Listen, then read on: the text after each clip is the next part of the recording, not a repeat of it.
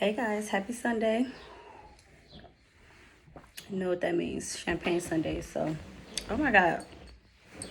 So, I'm still in Ohio at my dad's house, and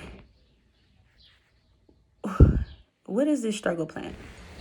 Lord Jesus. Anyway, so yes, let's jump right into this. So, motherhood teaches you so much about yourself, things that you did not even know. Anything that you struggling with, dealing with, childhood issues, whatever, all that, motherhood is gonna bring that out of you. Like, first and foremost. Like, you're gonna be forced to face and deal with certain stuff and you're not even gonna realize, like, why is this issue or why I'm struggling with this, until you are able to sit down, maybe talk it out, process however you do, whatever, and process it all out. So, one thing that this little girl, this tiny human, oh my God, who I love. First of all, how can one just tiny human evoke so much emotion out of me? Like, what? I'm a Gemini. Whatever. But anyway, so first things first, I am very bossy. How I was able to recognize that was listening to my daughter play, just playing with her cousins, friends, whatever. And the way that she would talk, like the things that she would say, is just be like, no, do it like this, and just whatever. And like, it'll just be just like stuff like, no, we have to clean up and we have to do this. And I'm just like, oh my gosh, she sounds just like me. Am I bossy? And I'm like, okay, yeah, I am. I kind of am. But that's because when I give people the chance to do things their way, they either do is wrong or they drop the ball. So then I have to step in and be all super type A in command as leader on them. And so, yeah, anyway, I am very impatient. This much I already knew from a long time ago, but now I understand why, because literally whatever little bit of patience God was like pouring in a pot when he was making me, yeah, it's all used up on her. Like, when I say completely, and you have to be with children. Like, that's one thing first and foremost. I'm not impatient with her. I'm an impatient person in general, and especially with other adults, because it's certain things that I feel like, why am I having to break this down to you? Like, I shouldn't have to do certain things to you, explain certain things, or, like, you should be a little bit more self-sufficient. And a lot of adults don't have that. And it's like, I have to repeat myself to my child. Like, I'm not going to do the same thing to you. So, very impatient. One thing that kind of highlighted, just about the way that I am raising her and the different values and different things like that. Like, I kind of had a very privileged upbringing, like, and that's not to go into, whatever the whole nuance of privilege, as in the way that we think about it. But just generally speaking, like, I have had a very privileged upbringing, which I am forever eternally grateful for. God bless my granny, God bless my mom, God rest their souls. And even still, my dad, like, there are just certain things that I was accustomed to as a child, and it's just gotten even, bigger and better as I've become an adult and I'm able to sustain my own lifestyle. But yes, like, it's just certain things that I have never had to deal with, and I would never make my child ever have to deal with. And that it came from a place of privilege. Like, everybody wasn't as fortunate to have certain things. But, I mean, that's just what it was. Like, you can't help your privilege. Like, you don't have any control over that. Like, I can't go back and say, oh, my God, make me struggle more. Who would want that anyway? But, so, yeah. Number 4, I am actually a very affectionate person. Most people that know me are like, you're like me. You're quiet, like, you're not a super, like, affectionate, huggy type of person. I'm give you a hug even though I know that you don't like hugs, but it turns out, like, I am very affectionate. Like, I kiss and hug on this little girl all the time, but, again, it's like, she invokes it, like, she brings that out of me, like, so, yeah, turns out I am very an affectionate and lovey, like, super lovey-dovey person. Number 5, So obviously I went to school, went to college, went to be a lawyer. Like I work in a professional corporate environment. I work from home, but I work like full time or whatever. And ever since I've had her, like even sort of pretty much her entire first year, I did not work. Like I was able to stay at home. Fortunately, I was blessed enough that I was able to stay at home and still be able to take care of her. You know, like everything was good. Like we were taken care of. And that kind of like, of course I went back to work. Like, I was ready to go back to work. I actually went to law school after I had my daughter. But I was just like, the next time I have another child or more children, which I do want, like, I want to be able to like really fully be there for them. Like, you will never ever regret spending time with your children. Like, I don't care if it's running a million errands for them, doing just whatever. Like, yes they will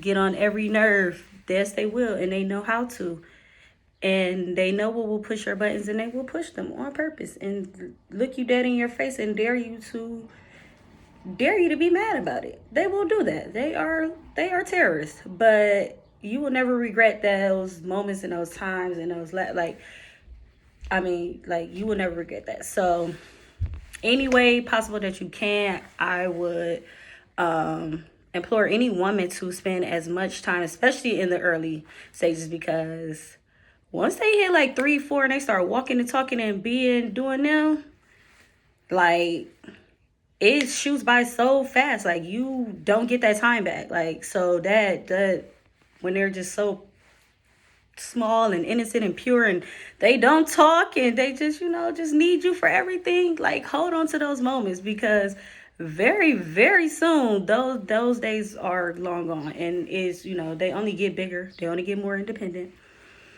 they only they stop being as affectionate. Oh my, you embarrassed. So yeah, I implore you, like, spend as much time with them as possible. Don't let no type of life situation, no job, no whatever, hinder you from whatever. That doesn't mean neglect any of your responsibilities, but yeah.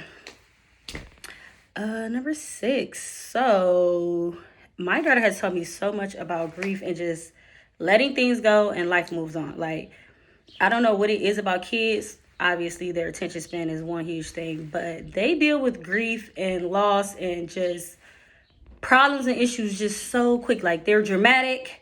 They may be dramatic for a couple seconds, but it passes so fast. And like, I obviously can relate to that. Like, being a Gemini, like, you had your moment. I'm gonna cry about it, or I'm gonna be mad about it, or pout about it, be dramatic about it, whatever it is, and then you have to move on. Like, you gonna keep on wallowing in it, or you gonna whatever, pull your big girl panties up and take care of it. Like, what you gonna do? So, just dealing with grief, like, kids will, they just understand, or they don't completely understand whatever it is. I'm gonna have to go and research this a little bit more, but like, yeah, so they can just process, like, okay, well, this person was here, they're no longer here anymore. We soften the blow and make it, oh, well, grandma, she went to heaven, like, she's in heaven now, she's no longer sick and struggling. So it's a good thing. We try to pep them up. We really trying to keep ourselves in a good mood, not make ourselves sad about it. And they're just like, okay, like, they get it.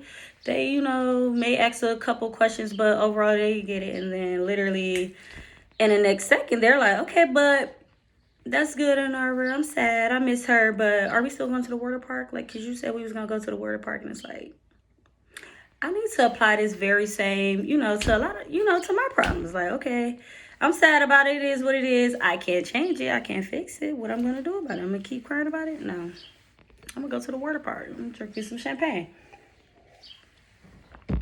All right, number 7. Forgiveness. Oh, my God. Any parent,